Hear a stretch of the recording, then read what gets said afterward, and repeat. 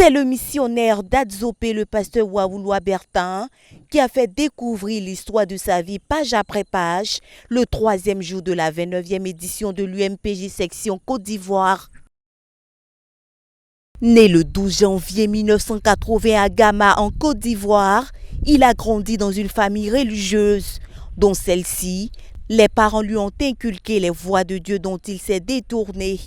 Je disais que je suis né dans une famille chrétienne et la morale, c'était l'éducation chrétienne. Mais moi, je n'avais pas suivi cette voie. Nous partions juste avec les parents à l'église, mais je n'avais pas rencontré Jésus. Quand j'ai commencé à grandir, j'étais vaincu par l'alcool, la cigarette, le banditisme, l'immoralité. J'ai souffert de cela pendant plusieurs années.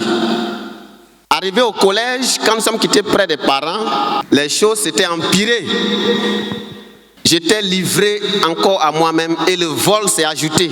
Nous volions les poulets et beaucoup de choses, même en classe. Après la tragique mort de son père, Bertin est un homme déboussolé. Mais gloire soit rendue à Dieu qui a fait concourir les circonstances pour qu'il vienne à Abidjan en 2004. Après une année écoulée, Dieu utilise le pasteur Guégan Francis, PCO des camps bibliques de la jeunesse, son oncle, pour lui présenter Jésus-Christ comme le chemin, la vérité et la vie. Tous mes frères et sœurs étaient déjà en ville, c'est moi qui étais au village. J'avais échoué déjà 2 fois au baccalauréat. Et ce jour-là, quand les rebelles sont rentrés, après l'avoir battu la veille, ils sont venus lui dire de faire sa dernière prière ou bien de parler ses derniers mots à la famille. Et ils l'ont pris, ils l'ont tué sous nos yeux. Frère, ça a été un moment difficile. Et j'étais maintenant livré à moi-même. C'est comme je me disais qu'il n'y avait plus quelqu'un qui pouvait me dire ne fais pas ceci, ne fais pas cela. Donc le banditisme, l'impolitesse avait augmenté. Donc pour moi, frère, toute ma vie était liée à mon papa parce que nous n'avions personne en ville. C'est le seul qui pouvait vendre son café et me scolariser. C'est une partie des plantations que j'ai vendues pour pouvoir l'enterrer. Donc pour moi, la vie était finie. Et je n'avais plus peur de la mort. Donc l'école était arrêtée pour moi. J'étais déjà en classe de terminale. Mais je voulais aller à l'école. Donc je suis sorti de Mans pour aller me chercher, comme les gens le disent, pour aller à l'aventure. Je suis passé par Guiglo. Je n'ai pas pu avoir de situation stable. Je suis parti à San Pedro, je suis parti à Tabou, Grand Bérébi. Et c'est dans la recherche de solutions que je suis arrivé à Abidjan en 2004. C'est là-bas que je gérais la cabine d'une dame. Et le pasteur Guégan Francis est venu. Il a appris que je suis arrivé. Il est venu me prêcher l'évangile. Alléluia!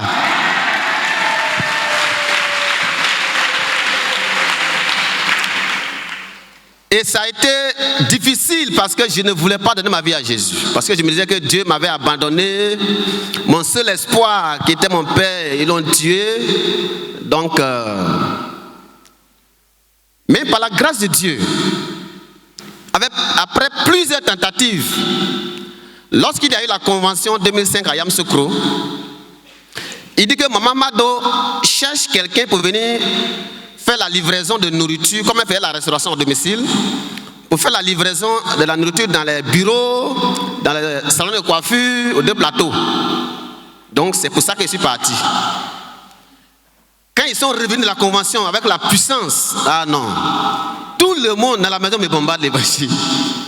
Et par la grâce du Seigneur, en septembre 2005, j'ai donné ma vie à Jésus-Christ. Lorsqu'il répond au Seigneur par l'affirmatif le 19 septembre 2005, le Seigneur le restaure dans ses études et lui ouvre les portes du travail. Le Seigneur a permis que je puisse reprendre les cours après 4 ans sans aller à l'école parce qu'il n'y avait plus quelqu'un. Et comment ça s'est passé? Le salaire que ma maman me donnait, j'ai commencé à économiser quand j'ai donné ma vie à Jésus. Et un jour, je me suis levé. J'avais que 10 000 francs d'économie. Je suis allé chercher une école. Moi, j'ai dit, je vais partir à l'école. Je suis arrivé à Rouvière-Ville, j'ai trouvé un monsieur à côté d'une enseigne d'école. Il m'a dit, tu cherches une école? J'ai dit oui. Il dit, viens avec moi. Nous sommes rentrés. Et Dieu a permis que je paye la scolarité à 50 000 francs, la terminale, à Abidjan ici. C'était la main de Dieu. Gloire à Dieu. Le pasteur Francis était donc mon tuteur qui devait payer ma scolarité. Lui-même, il était étudiant. C'est lui qui est venu prendre la garantie là-bas à l'école. Et par la grâce de Dieu, Dieu m'a accordé le baccalauréat, après le BTS.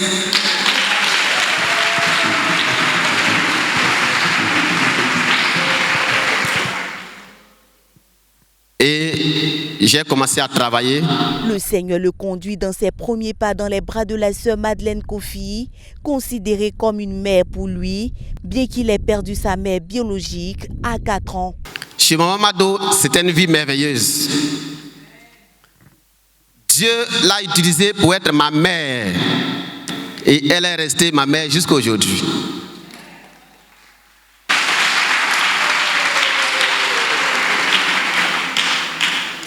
C'est elle qui me payait la carte de bus. C'est elle qui s'est battue pour que je sois inscrit en grande école parce que mon âge était déjà avancé, comme j'avais fait des années sans partir à l'école.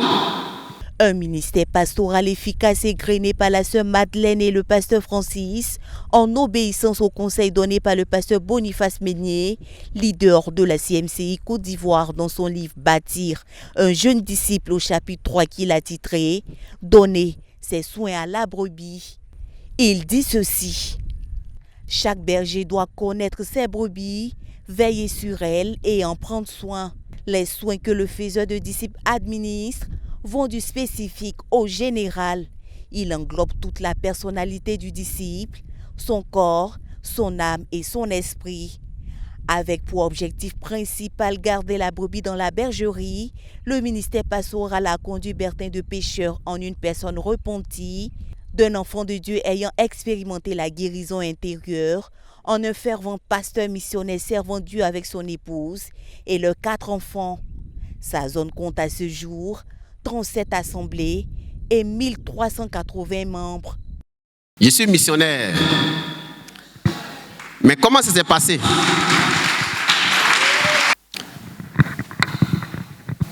En 2013, quand j'étais déjà dirigeant d'assemblée, dirigeant principal, le Seigneur m'a dit lors d'une méditation que je dois aller en mission. Moi, j'avais mes projets, je voulais faire le doctorat en génie civil.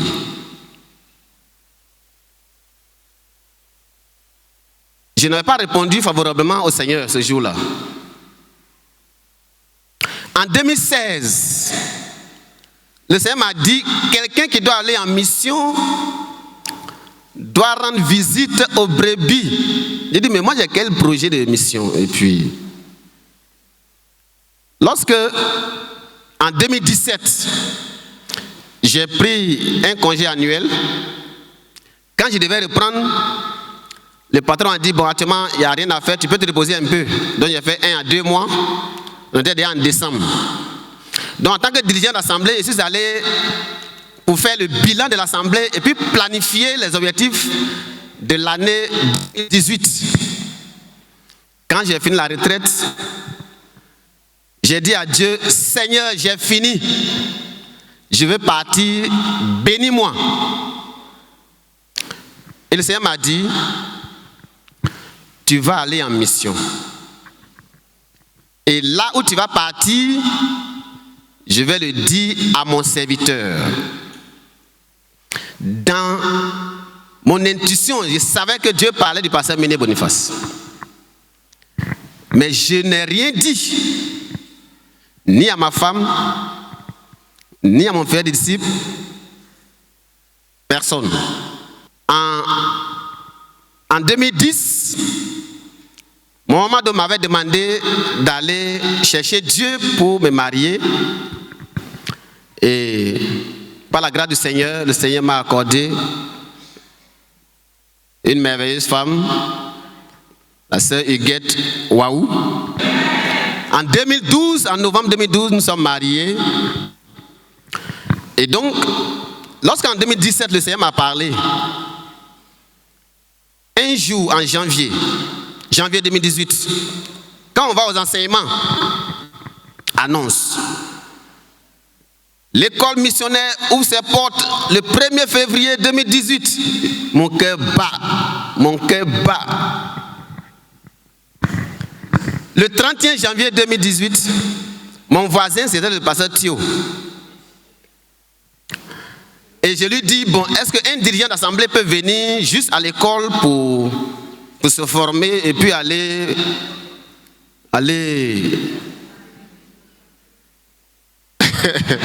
dans son assemblée pour... Il dit oui, il n'y a pas de problème. Tu peux venir. Donc, je suis venu, le 1er février, je suis venu. Mais la nuit du 31, le mercredi, quand on fait la nuit de prière avec le pasteur Ménié, ce jour-là, Dieu m'a parlé. Il dit, pour aller en mission, on donne sa vie à la mission comme on donne sa vie à Jésus. Si tu restes là en train de raisonner, frère, je savais que c'était de moi que Dieu parlait.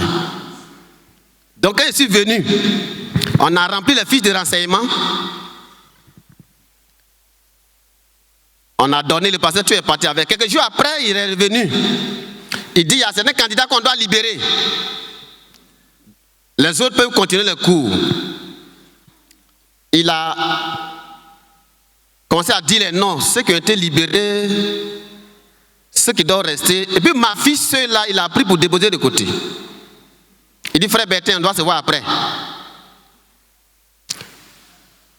Après le cours, donc quand on s'est vu, il dit, frère Bertin, il faut que tu sois vrai avec nous. Si Dieu t'a parlé, il faut que tu dises, parce qu'il ne faut pas que papa compte sur toi. Et puis après, ça va nous faire, frère, là, j'étais KO. J'ai dit, oui, Dieu m'a parlé. Alléluia.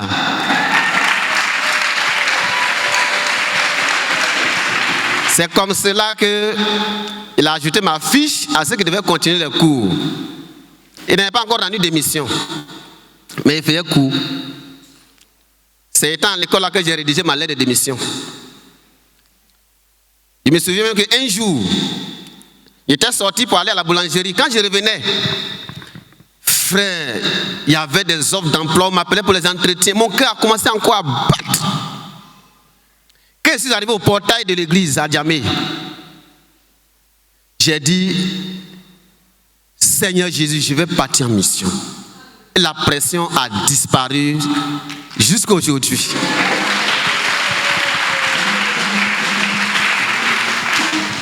Donc, le 14 mars 2018, nous sommes partis en mission à Adzopé.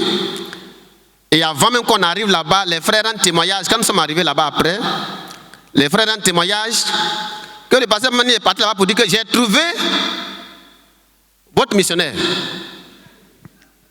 Alléluia. Il dit, j'ai trouvé votre missionnaire. Donc, restez dans le repos de 65 membres. Et à ce jour, nous sommes 1380. Pour lui, la place des UMPJ et des enseignements donnés par le pasteur Ménié définissent le succès de l'œuvre dans sa zone de conquête. Je me disais que nous avons été enseignés qu'un berger doit prier. Mais moi, j'ai des problèmes pour prier. Quand je voyais maman Colette prier, j'ai dit, elle fait comment? Donc, deuxième chose, il faut que je vienne pour recevoir les instructions pour pouvoir diriger l'église par rapport à ce qu'il reçoit. Donc, autant que c'est possible, nous payons le transport des frères qui n'ont pas le transport pour venir. Toutes les rencontres, pour venir rencontrer Dieu. Je me dis, pour que nous soyons même bénis, il faut que les frères viennent nombreux à la source pour recevoir de Dieu l'eau pure. Son témoignage a conduit des personnes à s'engager à l'école missionnaire et a ouvert une digue qui a fait couler plusieurs prières en faveur des personnes blessées à l'issue des crises connues en Côte d'Ivoire. Un témoignage à l'issue duquel Maman Colette Meunier, missionnaire numéro 2 de la CMCI Côte d'Ivoire, par ailleurs orateur de cette édition, a demandé aux frères de pardonner à toute personne qui les a offensés pour être bénis par Dieu. Notons que toute l'Assemblée a recommandé davantage le pasteur Bertin à la grâce de Dieu.